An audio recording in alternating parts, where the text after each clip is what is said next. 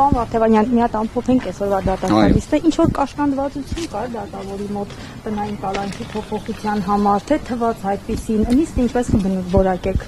Կարծում եմ, թե այսօրվա դատական նիստը, թե նախորդիվ տեղի ունեցած դատական նիստը, երբ Սամվել Կարապետյանին թույլ չտվեցին նույնիսկ պարզապես այցելել հոր գերեզմանին,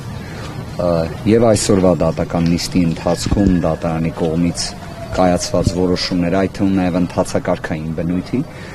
մեզ համար բավարար էին, որ մենք ներկայացնենք բացարկի միջնորդություն, հաջորդ դատական նիստին հենց ներկայացնելու ենք դատավորին բացարկի միջնորդություն, առաջարկելով եւ խնդրելով, որ ինքը հայտնի ինքնաբացարկ։ Ես գտնում եմ, որ ստեղծված իրավիճակում այլևս Հայաստանի Հանրապետությունում խաթարվել է ամենակարևոր երաշխիքներից մեկը, դա քաղաքական գործընթացի հավասարության երաշխիքն է։ Եթե մասնակցող քաղաքական գործընթացին մասնակցող ուժերից մեկի առաջնորդը կարողանում է շփվել քաղաքացիների հետ, ներկայացնել իրենց քաղաքական տեսլականը եւ ծրագրերը, իսկ մյուս ուժի քաղաքական առաջնորդը նման հնարավորությունից զրկված է, սա խոսում է Հայաստանում քաղաքական իրավունքների հավասարության, ինչը ոչ միայն սահմանադրական, այլ նաև միջազգային իրավական երաշխիք է ընդհանրապես խաթարման մասին, որի հաղթահարման որևէ ծանրակշիռ փաստարկ, ինչպես պահանջում է թե Եվրոպական դատարանը, թե Վճռաբեկ դատարանը, ներկայացված չէ։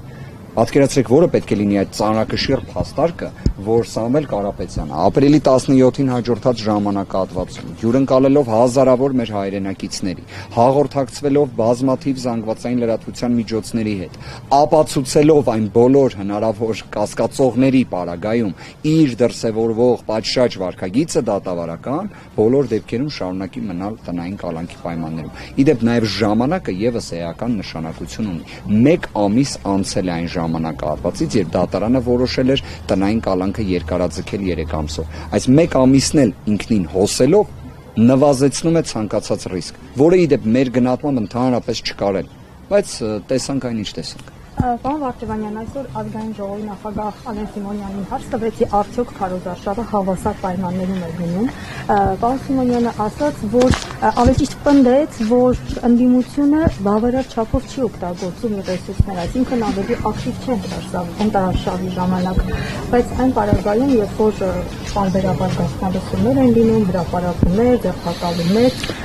անմիջապես հարցազրույցից մոտ 15 րոպե հետո իր տելեգրամյան էջում հրապարակեց հակակոռուպցիոն կոմիտեի գաղտնալսումը, որը ենթադրաբար վերագրում էին ուղիղ Հայաստանի ուժին, ինչ որ հանրապետության հրապարակում ցույց անելու եւ այլն։ Ինչպես կորակեք, արդյոք քարոզարշավը ընթանում է հավասար փուլով կամ եթե ոչ, ինչու։ Տեսեք, այն, որ այստեղ հավասարության երաշխիքների խաթարում է առկա, դա ակնհայտ է։ Միայն այն, որ Սամվել Կարապետյանի նկատմամբ խախտման միջոցը այդպես էլ չի փոփոխվում, դա դրա ցուցիչն է։ Ես օրինակը բերեցի Մարդու իրավունքների եվրոպական դատարանի նախադեպային որոշումների, որտեղ այսպիսի իրավիճակների հանդիպելով Եվրոպական դատարանը ուղիղ արձանագրել է, որ սա իրավունքի խախտում է։ Ու Հայաստանի Հանրապետության օրվա իշխանությունները, որ իրար հերթ չտալով խոսում են եվրոպական արժեքների մասին, այս տարական արժեքը նույնիսկ չեն ուզում ապահովել։ Ինչ վերաբերում է հակակոռուպցիոն կոմիտեի ձայնագրություններին, այս հերթականը, որը հրապարակվեց, պարզապես կարող եք դուք փորձել պարզել, արդյոք դրանցով հիմնավոր կասկածները, այսինքն այդ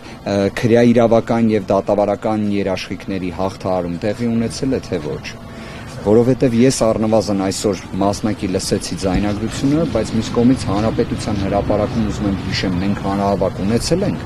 թե կարող է մի բան մենք չենք նկատել, միգուցե օրվա իշխանությունների հանրահավաքին էր դա վերաբերում։ Ինչ ասեմ, հաշվի առեք, ձայնագրությունները լինում են մոնտաժված, ձայնագրությունները լինում են նաև որպես սև PR-ի գործիք, եւ դա ակնհայտ է։ Հիմա այդ իմաստով, եթե նայեք իրավիճակին նման դիտակետից, շատ հարցերի պատասխանները դուք ինքներդ էլ կգտնեք։ Եվ ամենակարևորը ընդհանրապես լինի դա ՔՊ-ի ներկայացուցիչ, թե մեկ այլ ընդդիմադիր ուժի ներկայացուցիչ, անմեղության կանխավարկածը պետք է հարգել։ Հիմա ես օրինակ իսկապես ուզում եմ հասկանամ նույն անմեղության կանխավարկածը հարգելով, բայց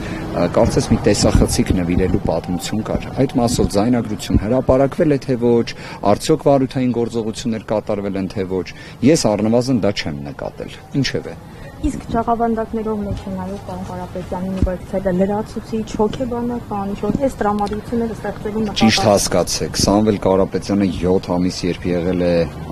Երևան կենտրոն քրեակատարողական հիմնարկում, ամենաինտենսիվ սահմանափակումների պայմաններում այդ ամենին վերաբերվել էր ժպիտը դեմքին։ Ինչի մասին է խոսքը։ Հիմա այս ամենով էլ եթե ինչ-որ մի նպատակի են ուզում ծառայեցնել, արդեն ձախողել են դրանում, թող երկրորդ կարծիք չլինի։ Այստեղ խոսքը իրավական մշակույթի մասին է, տարրական երաշխիքների մասին է։ Այդ ոնց է ստացվում, որ որևէ այլ տնային կալանքի պայմաններում գտնվող անձին նման կերպ չեն տեղափոխում։ Այս խտրական, անհավասար, միտեղ, այսպես ասած, վրեժխնդրության հերթական տարրերի ի ցույց դնելով ինչ են շահում, կարծում եմ ոչինչ։ Պարոն Վարդանյան, մի հստակեցում էլի ազատության եւ հանրապետության հրապարակների շփոթությունը, ինչ է կարծում, այսպես ասած, այդ մոնտաժման վրիպակներ, ինչու է այսպես եղավ։ Անկեղծ եմ ասում, դժվար եմ պատկերացնում, պարզապես մի բանը կարող եմ հստակ ասել, այս բոլոր ձայնագրություններին միշտ որոշակի վերապահումով վերաբերվեք, միշտ։ Եթե այդ դիտակետից նայեք, ես կարծում եմ մի պայծ սկսած այլ ձայնագրություններ չեն էլ հրապարակվի, որովհետև իր նպատակը ինքնին ես չեմ տեսնում, որ լինի քրեադատավարականը կամ քրեաիրավականը։ Իսկ ցանկացած իհարկե ապօրինի, քրեածին վարքագծերը պետք է կանխարգելվեն, բացահայտվեն, բայց իհարկե անմեղության կանխավարկածը հարգելով։